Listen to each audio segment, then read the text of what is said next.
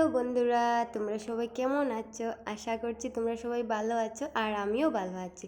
সবাই মিলে যাচ্ছি আজকে মামা শ্বশুরের বাড়িতে, মানে আমার মামা শ্বশুরের বাড়িতে। আর বাড়িতে যারা যারা থাকে সবাইকে নিয়ে নিলাম।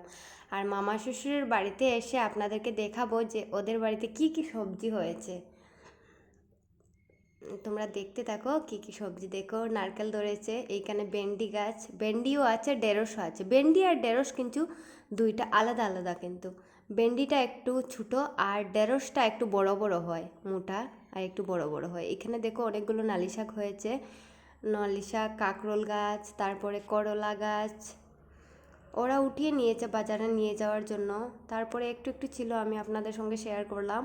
আর এখানে পুষ্কনিতে এসে পড়েছি, ওরা বড়শি দিয়ে মাছ মারছিল। আমি বললাম আমার হাতে দাও, আমিও দেখি মারতে পারি কিনা।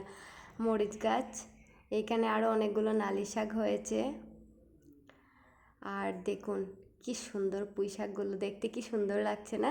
তোমাদের কার কার ভালো লাগে পুঁই শাক খেতে কমেন্টে জানাবে। কিন্তু আমার তো খুব ভালো লাগে, ভীষণ আমি ভালো পাই ওই পুঁই শাকটা খেতে। দেখুন এইখানে অনেকগুলো কাঁকরোল হয়েছে।